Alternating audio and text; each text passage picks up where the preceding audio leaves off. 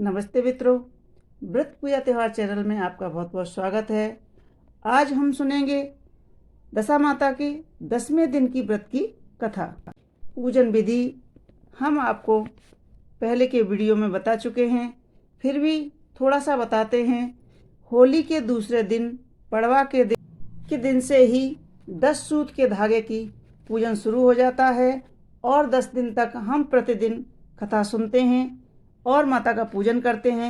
इस धागे को दूध से नहलाकर, गंगा जल से धोकर पूजा की अलमारी में रखते हैं और इसका प्रतिदिन पूजन करते हैं। ऐसा कहा जाता है कि जिस मनुष्य की दशा अनुकूल होती है उसका कल्याण होता है, जिस मनुष्य की दशा प्रतिकूल होती है उसके काम बिगड़ते रहते। बिगड़ी हुई दशाओं को ठीक करने के लिए ही हम दशा माता का पूजन करते हैं और उनसे विनती करते हैं। दशा माता का व्रत कृष्ण पक्ष की दशमी को किया जाता है। 9 दिन तक शाम को पूजन होता है और 10वीं के दिन सुबह दोपहर होने से पहले पूजन कर लेना चाहिए और तब तक किसी को, जब तक घर में पूजा ना हो तब तक किसी को कोई वस्तु नहीं देना चाहिए। पूजा विधि पहले भी हम आपको बता चुके हैं। 10 सूत के धागे की पूजा विधि विधान से करना चाहिए। 10वें दिन कथा सुनना चाहिए। 10वें दिन की कथा इस प्रकार है। राजा नल और दमयंती की कथा। एक नल राजा था, उसके दमयंती नाम की रानी थी। एक दिन बुढ़िया राजा के महल के नीचे शारदा माता का डोरा बांट रही थी, जिसे लेने के लिए बहुत भीड़ लगी हुई थी। रानी ने भीड़ देख कर के दासी से पूछा कि महल के दरवाजे पर भीड़ क्यों लगी है। तो दासी ने पता लगाकर बताया कि एक बुढ़िया माँ कच्चे 16 सूत का 16 गांठ का हल्दी से रंगा हुआ शारदा माता का डोरा बांट रही हैं और बता रही हैं कि जो भी शारदा माता की कहानी सुनकर अपने गले में पहनता है तो उसकी धन दौलत खूब बढ़ती है और धन ऐश्वर्य बना रहता है। यह सुनकर रानी ने भी उस बुढ़िया से शारदा माता का डोरा मांग लिया और पूजा करके तथा कहानी सुनकर अपने गले में पहन लिया। एक दिन राजा ने जब रानी के गले में हीरों जवाहरातों के हार के साथ उस डोरे को बंधा हुआ देखा तो उसने रानी से पूछा कि यह किस बात का डोरा तुमने पहना है।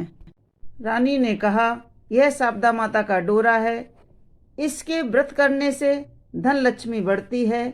यह सुनकर राजा ने कहा, हमारे यहाँ किस बात की कमी है, खजाने हीरे मोतियों से भरे पड़े हैं। यह कहकर राजा ने रानी के गले से उस डोरे के उतार कर फेंक दिया। उसी दिन शारदा माता ने राजा के स्वप्न में कहा, हे राजन, यह डोरा फेंककर तुमने अच्छा नहीं किया, अब तेरा धन मिट्टी कोयला हो जाएगा। दूसरे दिन राजा ने देखा कि उसका सब धन राख हो चुका है। यह देखकर राजा और रानी बहुत दुखी हुए। ये इतने निर्धन हो गए कि उनके पास खाने तक के लिए कुछ भी नहीं रहा।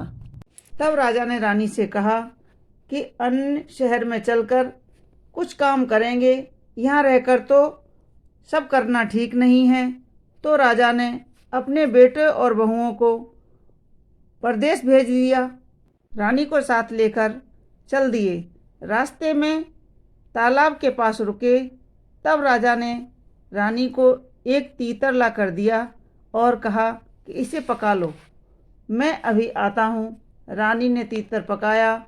जब वे उसे खाने के लिए तैयार हुए तो पका हुआ तीतर भी उड़ गया। तब वे दोनों आगे बढ़े और अपनी बहन के यहाँ पहुँचे। बहन ने अपने भाई भाभी को पुराने घर में ठहरा दिया और हीरा जवाहरातों से भरा हुआ घड़ा भरकर उनके सत्कार के लिए पहुंचा दिया। उसने राजा रानी के सामने जैसे ही खोला कि उसमें भरे हुए हीरे मोती राख जैसे बन गए। यह देख राजा रानी ने बहन से कहा कि इस घड़े में तू यहीं पर ज़मीन पर गाड़ दे। फिर वे अपने साथी एक बादशाह के यहाँ पहुँचे। बादशाह ने उनको अपने पुराने महल में ठहरा दिया। उस महल में एक नौलखा हार खुटी पर लटका हुआ था। जैसे ही राजा रानी उस महल में पहुँचे, दीवार पर बने मोर ने उसे नौलखा हार निगल लिया। यह देखकर राजा रानी सोचने में पड़ गए कि यहाँ से भी चलना चाहिए, नहीं तो चोरी का इल्ज़ाम लग जाएगा। फिर राजा रानी एक माली के यहाँ नौकरी करने के लिए पहुँचे। माली के यहाँ वे जैसे ही पहुँचे कि उसकी 12 साल से उजड़ा हुआ बाग भी हरा भरा हो गया। यह देख करके माली ने उनसे कहा कि तुम दोनों मेरे यहाँ काम करो। उस पर रानी ने कहा कि मैं 4 काम नहीं करूँगी, दिया नहीं जलाऊंगी, चारपाई नहीं बिछाऊंगी, झाड़ू नहीं लगाऊंगी और बर्तन साफ नहीं करूंगी। इस पर भी माली मान गया और उसने कहा, अच्छा तुम यह काम मत करना, तुम केवल फूलों की माला बनाना और सब्जी बाजार में जाकर के बेच देना, राजा बाग की रखवाली करता रहेगा। एक दिन रानी माली की सब्जी बाजार में बेचने को गई। अन्य स्त्रियों से बोली कि सब्जी ले लो। तब स्त्रियां बोली कि तू अभी रुक जा, पहले शारदा माता की कहानी सुन ले। तब वह रानी बोली कि पहले मैं भी शारदा माता की कहानी सुनती थी। एक दिन राजा ने शारदा का डोरा फेंक दिया, तभी से शारदा माता हमसे नाराज हैं। नाराज हुए 12 वर्ष हो गए हैं। अगर शारदा हमारे भी आवे तो मैं उनकी शारदा का डोरा ले लूँगी।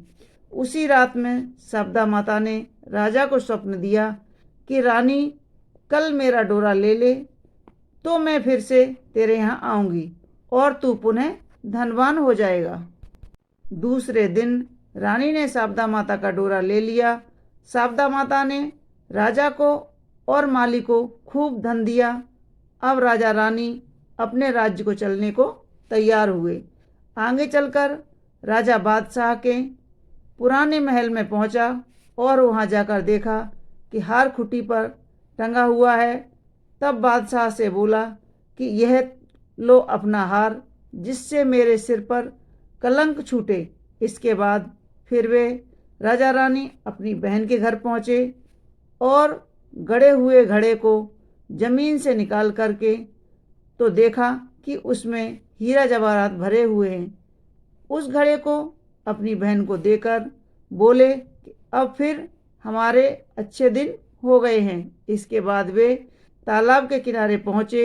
जो पका हुआ तीतर उड़ गया था वह वहीं पड़ा हुआ मिला।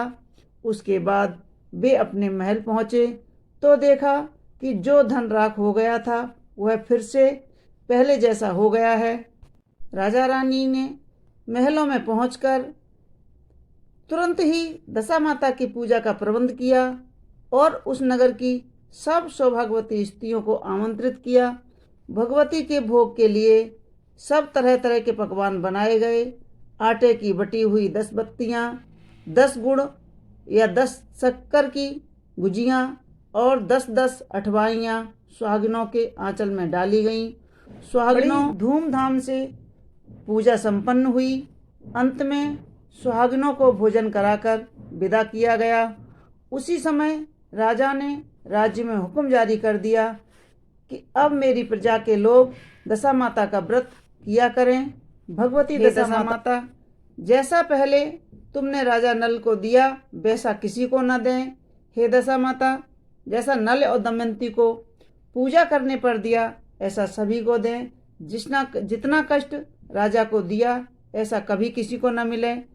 राजा रानी राज्य करने लगे। राज्य धन वैभव दिन दूना रात चौगुना उनका बढ़ने लगा। मित्रों, यह थी दशा माता के 10वें दिन की कथा। आपको हमारी कथाएं कैसी लगती हैं हमें कमेंट्स बॉक्स में ज़रूर लिखें और हमारे वीडियो को लाइक करें, शेयर करें और चैनल को प्लीज़ सब्सक्राइब अवश्य कर लें ताकि आने वाली कथाएं हम आपको इसी तरह सुना सकें। बोलो दशा रानी की जय।